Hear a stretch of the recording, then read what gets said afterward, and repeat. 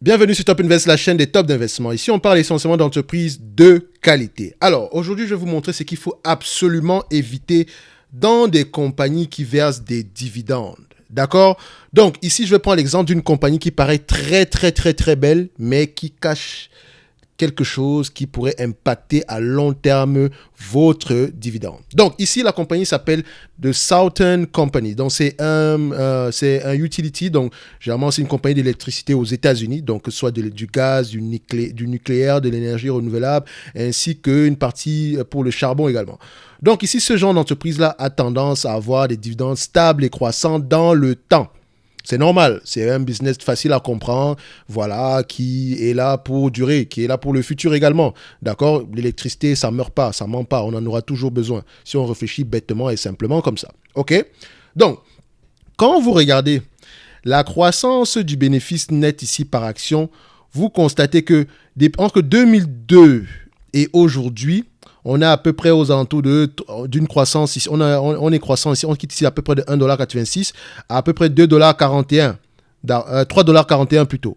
Le dividende croissant entre 1,36$ et 2,66$ en date d'aujourd'hui. Le dividende en date d'aujourd'hui représente un payout ratio, enfin par rapport au dividende futur, de celui de cette année-ci, de 76% par rapport au bénéfice net ici. Donc on se dira que quand on regarde ici par rapport au PER moyen qui sont à peu près de 16, disons 17 fois les bénéfices ici, l'entreprise serait légèrement surévaluée. D'accord? En date d'aujourd'hui, elle distribue un dividende à peu près de 3,82%, tout à fait raisonnable, surtout pour une période actuelle. Et elle a un earning yield de 4,89%. Donc, pour quelqu'un qui investit dans les dividendes, on va se dire que, OK, elle prévoit verser des dividendes croissants dans le futur. D'ici 2 ans, ici, les analystes prévoient qu'on aura à peu près des rendements aux alentours de 4,14$ ici, par action. Et pour le dividende, ici, à peu près aux alentours de 2,86$. Quand on regarde ce que les analystes ont tendance à voir, ils ont tendance à ne pas se tromper, surtout sur les utilities. C'est un business facile à comprendre. OK. Tout ça, c'est mignon. Vous savez avec quoi on paye les dividendes? On paye le dividende avec le free cash flow. Vous le savez tous, n'est-ce pas? Donc, normalement, dans ce genre de compagnie, on doit regarder est-ce que les free cash flow sont stables et croissants, etc. Donc, je vous disais, quand on va regarder les revenus ici, vous allez voir que nous avons une entreprise ici qui a des revenus à peu près aux alentours de 14 milliards en 2006 et aujourd'hui 23 milliards. Croissance des revenus, on aime ça. Bénéfice net, 1 milliard 500 ici en 2006 et aujourd'hui aux alentours de 2 milliards 300. On aime ça aussi, c'est une croissance des revenus, c'est parfait. Maintenant, ce qui nous intéresse, ce sont les free cash flow. D'accord? Avant d'arriver au free cash flow, regardez la dette. On quitte de 12 milliards à 50 milliards. Point d'interrogation. Pourquoi? Le nombre d'actions, 743 millions à 1 milliard. Point d'interrogation. Pourquoi? Le dividende, il a toujours été versé de manière continue. Et vous pensez que qui finance le dividende ici? Vous pensez qu'on finance le dividende avec quoi? Réponse simple, la dette. Parce que vous allez voir cette entreprise, je vais juste vous montrer les free cash flow et à la limite, je voulais pleurer, mais je vais juste me limiter là. Il n'y a rien. Aucun fucking free cash flow. Zéro. Walou. Nada. Zéro. Voici une entreprise qui vous paye un dividende chaque année en vous faisant les poches et en s'endettant pour vous faire les poches, si on peut le dire comme ça. Elle a une énorme dette. D'accord? Le dividende est croissant. Le bénéfice par action a tendance à couvrir ce dividende-là. Mais il n'y a juste pas de bénéfice par action. Pourquoi? Parce qu'il y a des investissements massifs dans cette compagnie. Oui, les analystes pensent qu'on aura à peu près 1,16$ par action d'ici l'année prochaine, d'ici 2024. C'est bien. Mais dans tous les cas de figure, 1,16$ ici, ça ne représente... Franchement, c'est nul. C'est pas suffisant pour payer le dividende. Et vous voyez ici que par rapport aux prévisions concernant les free cash flow, ils se sont toujours trompés. La plus grande partie du temps, ils se trompent. Nous avons une entreprise qui investit certes massivement, parce que quand on va regarder ici au niveau des bénéfices nets ici, donc je vais juste regarder le fund draft ici, on va regarder ici le bénéfice net ici, pas le bénéfice net, mais la dette nette ici. La dette nette ici est aux alentours de 50 milliards, 54 milliards, d'accord? Et quand je prends la dette nette annuellement, vous voyez qu'il y a eu une grosse prise de dette entre 2015 et 2016. Normalement, quand ce genre de choses arrive, parfois ça peut être lié à une acquisition. Ah ben, on va regarder est-ce qu'on a fait une acquisition ici, et si on a fait une acquisition, qui a financé l'acquisition? Est-ce qu'on a financé avec la dette ou en émettant de nouvelles actions? Parce qu'entre-temps, le dividende n'a pas changé, donc je vais mettre ici acquisition, donc oui, on regarde ici, l'acquisition ici, on a à peu près eu une acquisition à peu près à quelle période? Aux environs de 2016 par là. 2016. On va regarder ici. Fastgraft, oui. On a fait une acquisition. Donc l'acquisition qu'on a effectuée à cette période-là a fragilisé le bilan de l'entreprise. Est-ce que quand on a fait une acquisition ici, le revenu a augmenté? On va regarder ici. Est-ce qu'on a eu une croissance des revenus quand on a effectué l'acquisition ici? Est-ce qu'on a eu une croissance phénoménale comme la croissance de la dette ici? Non. Le revenu ici n'a pas trop augmenté. On est quitté de 15 milliards à peu près 22 milliards par là. Donc à peu près une différence de 7 milliards par là. Mais on a pris une dette nette très, très, très, très, très élevée. On a pris cher sur la dette nette. Donc la dette a tendance à quitter à peu près de 27 milliards à peu près aux alentours de 45 milliards. Donc, soit une différence à peu près de 20 milliards par là. Donc, pour un revenu, c'est presque le double du revenu qu'on a présentement eu. Donc, ici, nous avons une entreprise qui, par action, vous savez que j'aime toujours enlever la dette quand j'investis dans une entreprise. Par action, elle a une dette nette de, quand je prends ici par rapport au quarterly, donc par rapport au dernier trimestre, elle a une dette nette par action de $50 par action. Je vais l'arrondir à 50. Je vais mettre à $50 par action. $50 par action, c'est la dette. D'accord? En date d'aujourd'hui, nous avons ici une entreprise, voilà, qui a l'habitude à peu près d'avoir des PER, dont on va se dire aux alentours de 16 à 17 fois les bénéfices par là. D'accord? Je pense même que ça peut être un niveau plus élevé que ça parce que c'est un secteur ici qui est d'habitude très safe. Donc, quand on va regarder ici, le marché a tendance à payer combien pour ce genre d'industrie ici? Parce qu'on va faire une prévision ici simple. Je vais juste vous montrer que si cette entreprise-ci se paye à la moyenne de ce que le marché a tendance à payer. Donc ici, la moyenne, c'est 16 fois les bénéfices. Depuis 2002, sur les 10 dernières années, c'est combien? Donc sur les 10 dernières années, c'est 17 fois les bénéfices. On va se mettre ici, sur les 15 dernières années, nous sommes à combien? 15 dernières années, on est à 16 fois les bénéfices. Donc voilà, on est sensiblement sur la moyenne, à 17 fois les bénéfices ici. C'est ce que le marché a tendance à payer. OK? Donc, si le marché paye et les 16 fois les bénéfices par rapport ici aux bénéfices nets ici qui sont de $4,14 d'ici 2024, nous aurons à peu près une valorisation de $68 par là. Mais n'oubliez pas qu'on a $50 en termes de dette. Donc cette entreprise, si on enlève la dette, c'est $18 l'action. Je ne paierai pas plus que $18 l'action pour cette compagnie. Pour le risque que je prends, surtout pour le niveau d'endettement, je ne paierai pas plus que ça. Surtout pour une entreprise qui n'a même pas de free cash flow. Et pourtant, elle semble continuer à verser un dividende. Il est très gros ici, 3,89% ici, 3,82% ici, alors qu'on peut utiliser cet argent pour repayer la dette. Je peux comprendre que l'entreprise ici vous dit que, quand vous regardez les rapports financiers, ils le mentionnent eux-mêmes ici, donc j'aime bien aller regarder les présentations des analystes ici pour voir, enfin la présentation aux investisseurs ici, pour voir ce que le management pense de lui-même, de son entreprise ici. Donc on va aller voir ici, donc on va regarder, c'était quoi les informations que j'avais ici, la dernière présentation aux analystes ici, je vais juste prendre ça ici. Présentation, est-ce que j'aurai cette information-là? Je peux l'avoir, cette information. C'est juste que j'avais cette page ici tantôt tout à l'heure, c'est juste que je l'ai juste mis de côté ici. En fait, le management me mentionnait un élément simple. Hein. Il me disait juste que ici, nous avons à peu près une dette qu'on peut repayer en 18 années et qu'on est généralement moins endetté que les entreprises qui sont dans le même secteur que nous. Donc, ils ont une dette attrayante. Ça peut être vrai, d'accord? Mais est-ce que c'est une information, moi, qui m'intéresse sérieusement? Je vous dirais que non. Je veux savoir qu'est-ce que vous avez entrepris pour rembourser cette dette-là. Évidemment, la dette, si vous la prenez par rapport à la variation de l'EBITDA, par rapport à l'EBITDA ici, c'est une dette qui est gérable, même si elle représente plus de 5 fois les EBITDA. D'accord? C'est une dette qui est complètement gérable.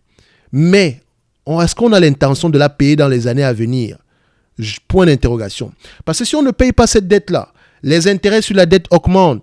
Ça réduit mon bénéfice par action. Et ça met en danger mon dividende à long terme. Est-ce que je vais m'engager à investir dans une entreprise qui eux-mêmes font l'apologie de la croissance de dividendes ici par an depuis 21 ans? Des conneries. Je m'en fous de savoir si le dividende est croissant depuis 21 ans. Je veux savoir est-ce que les free cash flow sont croissants depuis 21 ans. C'est ça qui m'intéresse. Parce que c'est ça qui m'intéresse. C'est ça mon argent. C'est les free cash flow que moi on me paye. Je peux également constater ici que vous avez encore du pétrole, vous avez encore du charbon par rapport à votre génération d'électricité ici. Et c'est une énergie qui tend à être un peu très très régulée de plus en plus. Donc c'est-à-dire qu'elle va devoir disparaître de vos portefeuilles. Donc il va falloir investir massivement dans le renouvelable. Et évidemment, le renouvelable a un taux de rendement très très élevé. D'accord? Mais est-ce que si on a plus de renouvelables en portefeuille, est-ce que la régulation ne va pas on va pas avoir une pression au niveau de la régulation pour baisser les prix? Point d'interrogation. Donc, nous avons une entreprise ici qui se targue d'avoir une dette qu'elle peut repayer avec une maturité de 18 ans, avec un coupon de 3,5%. OK. 3,5% de 50 milliards, c'est combien? À peu près de dette ici. 3,5% de 50 milliards ici, juste en termes d'intérêt. D'accord? 3,5% ici, ça représente à peu près, ici, donc je vais juste prendre ça ici, ça représente à peu près 1,750 milliard. Si vous prenez 50 milliards ici, d'accord, 50, 1, 2, 3, multiplié par 0,035, ça représente ici combien? 1,750 milliard. OK? 1,750 milliard d'intérêt sur la dette que je paye chaque année. Et vous me payez combien en termes de dividendes? À peu près la même chose, hein? Pourquoi vous n'allez pas juste rembourser ce dividende, la dette, couper le dividende, rembourser la dette et recommencer à payer un dividende à peu près plus safe que ça? Parce qu'ici, le dividende n'est pas safe. Il n'est pas safe du tout. Même si on vous mentionne ici que le payout ratio est correct, mais le payout ratio, en fait, il prend en considération le bénéfice net, pas le free cash flow. Or, voici une entreprise qui investit plus que la dépense en capital qu'elle met de côté. Évidemment, peut-être qu'il y a une dépense en capital de croissance. Et donc, elle a peut-être la capacité d'avoir au moins les free cash flow qui seraient égales au bénéfice net. Mais, depuis X années, on ne voit rien du tout. Elle n'a pas de free cash flow. Zéro. Zéro, zéro, zéro. C'est peut-être l'année 2021 qu'elle a fait $3 en termes de free cash flow par là. D'accord, de 0,22 $ par action pour le free cash flow. Or, elle a continué à payer un dividende assez élevé. Ce dividende-ci représente à peu près de 2 milliards d'argent jeté par les fenêtres. Parce qu'en me payant un dividende ici, c'est de l'argent que vous jetez par les fenêtres. Parce qu'en 5 ans, vous pouvez déjà repayer 20% de la dette ici. 20% de la dette ici réduit, ça représente à peu près, si on dit que, voilà, si on réagit bêtement, ça représente également 20% également de l'argent que vous payez pour les intérêts. Ça représente 350 millions d'économies. 350 millions d'économies que vous pouvez utiliser pour me payer un dividende. D'accord? Même si le dividende est de 350 millions au total, qui représente 3 sous par action, ça ne me dérange pas. Mais je veux une entreprise qui a les côtes solides. Donc, quand quelqu'un va investir dans cette compagnie, il va se baser uniquement pour ce qui a été vu dans le passé, en se basant sur la croissance du dividende passé, en se basant sur le payout ratio qui est à peu près safe ici. Mais, bonhomme, ce n'est pas avec le bénéfice net qu'on paye les dividendes, hein, c'est avec les free cash flow. Donc, tant qu'on n'a pas de free cash flow là, techniquement, c'est zéro. Tout ce que vous voyez devant vous, c'est des conneries. Ce n'est pas une information importante. Parce que la véritable information est cachée. Donc, s'il vous plaît, si vous avez cette entreprise en portefeuille et que vous avez fait de l'argent, sortez de là rapidement. Je dis bien sortez de là rapidement. D'accord? Parce que quand l'action va se retourner, il se fera trop tard. Et le niveau d'endettement ici, sauf si elle a des actifs qui ont énormément de valeur, qu'elle va devoir vendre, sauf peut-être, si elle vend ces actifs-là, peut-être qu'elle a des actifs qui ont tellement de valeur qu'elle pourra repayer la dette facilement. Peut-être également elle va augmenter les marges, peut-être. Mais en tout état de cause, tant qu'on n'a pas des free cash flow positifs, au moins pendant une année, pendant au moins 2 ou 3 ans, je ne vais pas m'aventurer à acheter ce genre de compagnie. Je ne vais pas l'acheter. Donc faites attention au narratif de la croissance du dividende par action, du payout ratio inférieur à 80%, voilà, machin. Je vous montre une entreprise qui a un payout ratio gérable, un bénéfice net par action qui peut gérer à peu près le dividende en question, mais qui n'a pas de free cash flow. Or, le payout ratio ici n'est pas calculé par rapport au free cash flow. Donc faites attention aux métriques ici. Il faut les interroger. C'est pour ça qu'il faut lire les rapports financiers. D'accord? Donc, The Southern Company, ce n'est vraiment pas une compagnie à avoir en portefeuille. C'est une compagnie de qualité, hein. C'est une compagnie de qualité. Mais ce n'est pas une compagnie que vous devez avoir en portefeuille. Surtout si vous êtes là pour le dividende. D'accord? Parce que ce n'est pas durable du tout. En tout cas, tant que les free cash flow ne ressemblent pas uniquement aux bénéfices nets par action. Et vous devez savoir pourquoi est-ce que ces free cash flow-là sont dépréciés depuis X années. Et qu'est-ce que le management prévoit faire dans le futur. C'est pas mon problème. Je ne veux pas savoir si vous allez augmenter les dividendes dans le futur. C'est pas mon problème. Je veux savoir qu'est-ce que vous allez faire avec la dette actuellement. D'accord? Donc, le dividende, c'est toujours l'arbre qui cache la forêt. Il faut aller au-delà, poser les bonnes questions et revenir sur le dividende à la fin. Parce que c'est ce qu'on appelle la cerise sur le gâteau. D'accord? Parce que nous, on n'investit pas ici en regardant dans le passé. On se base sur le passé simple. On se base sur le passé, certes, pour essayer d'estimer ce que pourrait valoir l'entreprise dans le futur. Mais on doit également se baser sur ce que l'entreprise produit aujourd'hui. Sur ce qu'elle a produit également dans le passé par rapport au free cash flow. Pour essayer de voir où est-ce qu'on va dans le futur. Si aujourd'hui, je vois que nous avons un bilan qui, selon moi, ne me donne pas un degré, qui selon moi n'est pas assez solide pour le futur, je ne vais pas y investir. Le marché vous offre énormément d'opportunités pour aller immobiliser votre argent dans des compagnies pareilles. C'est une compagnie de qualité, mais qui n'offre pas une opportunité d'investissement actuellement et qui est extrêmement chargé en termes de... qui devrait couper son dividende normalement pour pouvoir commencer à payer la dette. Et c'est l'engrenage dans lequel l'entreprise s'y se retrouve. Aucun management dans les couilles. Alors, excusez-moi du terme, parce que moi, généralement, quand je parle souvent avec émotion par rapport aux entreprises, on dirait que ce sont mes enfants. C'est parce que je ne veux pas que vous perdiez de l'argent dans ce genre de compagnie. S'il vous plaît, allez au-delà du dividende. Posez les bonnes questions. Regardez les bilans. Posez les bonnes questions. Regardez le business model de l'entreprise. Posez les bonnes questions. Qu'est-ce qui fait la qualité de l'entreprise? Posez les bonnes questions. D'accord? Donc, certaines compagnies, jamais dans mon portefeuille, en tout cas pas en l'état actuel des choses. J'attends voir ce qu'ils vont faire par rapport à la dette. Mais entre-temps, je peux faire encore acheter Ameris-Bergen, Cardinal Hill, McKesson ou bien encore Discovery, ce genre de compagnie-là. Parce que eux au moins, ils sont solides, ils ont un business model facile à comprendre et ils peuvent me reverser un dividende énorme dans le futur. Parce que mon yield on cost est bon en date d'aujourd'hui. Donc c'est tout pour aujourd'hui. Certaines compagnies, jamais dans mon portefeuille, en tout cas pas aujourd'hui, peut-être dans 5 ans ou 10 ans. Mais pour le moment, ça ne m'intéresse pas. On s'en fout du 3% actuellement. Il n'est pas safe pour le moment. En tout cas, jusqu'à ce qu'ils prennent des mesures drastiques par rapport au remboursement de la dette. D'ici là, portez-vous bien et on se donne rendez-vous sur la prochaine vidéo. Merci.